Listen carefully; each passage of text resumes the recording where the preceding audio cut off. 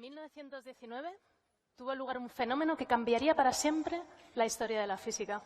Ese año, Eddington organizó una expedición a la Isla Príncipe para demostrar por primera vez las teorías de Einstein, en concreto, la teoría de la relatividad general que había publicado 4 años antes. Su idea era poder aprovechar la sombra de la Luna durante un eclipse de Sol para poder observar las estrellas que estaban al otro lado de nuestra estrella y de esa manera estudiar la trayectoria de sus rayos de luz.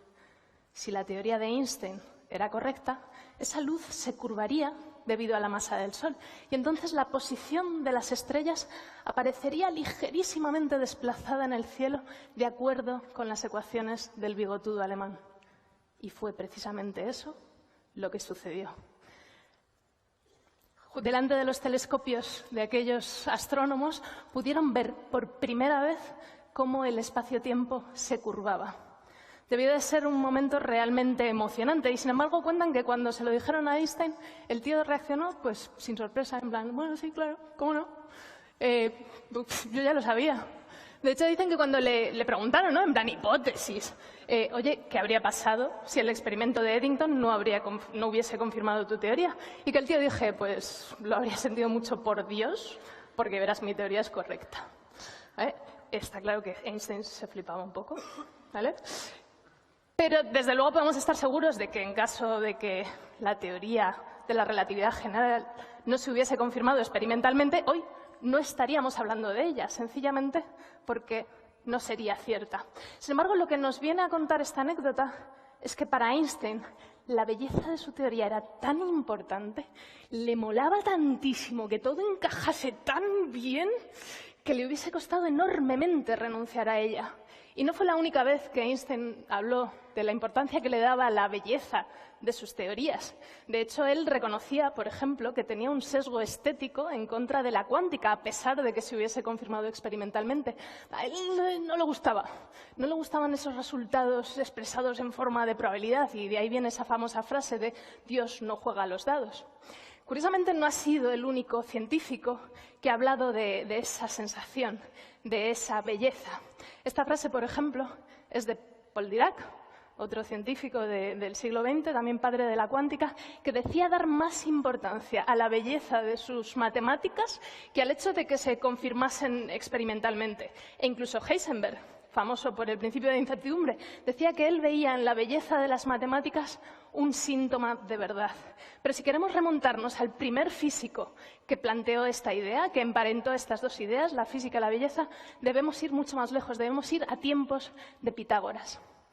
Pitágoras es este pensador que casi todos pensamos, ¿no? Casi todos asociamos a la filosofía y a las matemáticas, pero además Pitágoras fue quizás el primer científico que planteó una fórmula cuantitativa de la naturaleza, es decir, una fórmula que nos permite describir un fenómeno de la naturaleza mediante números. Y esa fórmula que descubrió era precisamente la que describía los sonidos de su lira. Lo que Pitágoras encontró en su lira es que cuando las cuerdas estaban proporcionadas por números enteros y sencillos, 1, 2, 3, 4, ¿vale? Imaginaos una lira con unas cuerdas de 10 centímetros, 20 centímetros, 30, 40. Entonces, al tocar esas cuerdas todas juntas, sonaban bien, producían consonancia, producían un acorde agradable. Sin embargo, en el momento en el que Pitágoras se ponía a jugar con esos números y ponía números más feos, en plan 13,2 y 14, y 14,4, números así con decimales o que no seguían un patrón evidente, entonces su lira sonaba mal, su lira producía disonancia. Con ese fenómeno, Pitágoras lo que pensó es que la belleza de la música emanaba de los propios números. Pero no solo eso. Él dijo que, dado que la belleza venía de los números, todos los fenómenos de la naturaleza debían poder explicarse por matemáticas. Y que entonces la función de los físicos y de los matemáticos no solo era perseguir la verdad y describir lo que veían, sino además procurar que sus ecuaciones fuesen bellas. De esta tradición viene un concepto como cosmos. El cosmos, para los griegos, era un todo ordenado por números y, por lo tanto, bello. De ahí viene nuestra palabra, la palabra cosmética, ¿no? Que todos asociamos a los potingues que nos ponemos por la cara. Sin embargo, para los griegos esta belleza, esta cosmética, tenía mucho más que ver pues, con la belleza de las matemáticas, ¿vale? Como la belleza de Clara Grima. Era una belleza del orden, una belleza de los números. Y los griegos nos legaron también esta tradición que emparentaba, por un lado, la física con la música, ¿vale? Las matemáticas con la música. La música era parte del quadrivium, formaba parte de un corpus de disciplinas numéricas que agrupaba a la aritmética, la geometría, la astronomía y la música, y además nos legaron esa aspiración, ¿no? Ese ideal de que la belleza debía estar también en las teorías que describen nuestro mundo. Bien, con tanto físico a lo Paudonés, todo me parece bonito. Cabe preguntarse, ¿es la belleza criterio de verdad?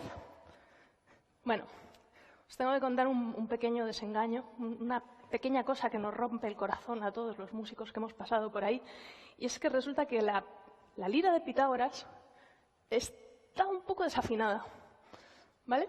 No es un tema fácil, nos costó mucho resolverlo, lidiar con el duelo. Hasta el Renacimiento no hubo manera de arreglarlo, pero de hecho, si tú coges los números perfectos de Pitágoras, hay el 1, el 2, el 3, el 4, y afinas un instrumento musical, resulta que no cierra. ¿Vale? Las escalas no cierran, hay intervalos que son distintos entre sí. Llegas do, re, mi, fa, sol, la, si y el do no te encaja. Entonces, a partir de ese momento, en el Renacimiento, nos volvimos más experimentales también con la música y empezamos a arreglar un poco aquello. Y, de hecho, hoy la afinación que usamos, que es la afinación temperada, pues es mucho más simétrica en otros sentidos, mucho más bella en otros sentidos, pero no encaja con el ideal matemático que tanto le gustó a Pitágoras. Y no ha sido la única vez en que un ideal estético no ha terminado de encajar del todo con las aspiraciones de los científicos. Un caso muy conocido es el de Copérnico. Copérnico, sabéis, que fue en parte responsable de volver a traer a la ciencia contemporánea la idea del sistema heliocéntrico, es decir, un sistema donde el Sol se sitúa en el centro. Él defendió ese sistema porque decía que era mucho más bonito que el sistema geocéntrico. Según él, era precioso, porque con su sistema tú podías describir todos los movimientos de los planetas con circunferencias. Circunferencias, ¡joder, qué cosa más bonita! Una figura perfecta, redonda, simétrica, maravillosa, salvo porque las órbitas no tienen esa forma. ¿Vale? Poco después de Copérnico, un poquito después, llegó Kepler y descubrió que las perfectas órbitas de Copérnico en realidad eran elípticas, pero Kepler se consoló, dijo, bueno, vale, tenemos que usar elipses, esto es un poco más feo, pero fíjate qué guay, tenemos 6 planetas y podemos colocar los sólidos platónicos, que son 5 entre ellos, ¿sabes? 6 planetas en los huecos, 5 en los sólidos platónicos. ¡Qué bonito! O sea, seguro que esta es la teoría verdadera.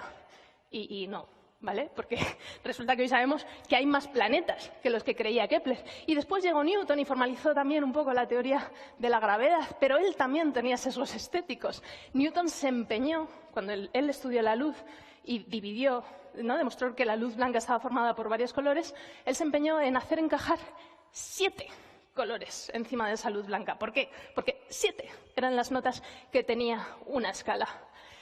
¿Es la belleza, entonces, criterio de verdad o es un sesgo? Veréis, en el siglo más reciente, ¿vale? Ya en el siglo XXI sabemos, gracias a la psicología, que, de hecho, las cosas que nos parecen bonitas tienden a parecernos más verdad.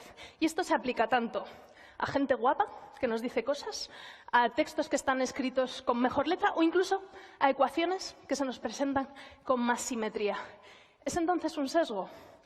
Yo no me atrevo a concluir eso, creo que es más cosas. Ha sido una motivación, ha sido un motor de la ciencia durante muchos siglos.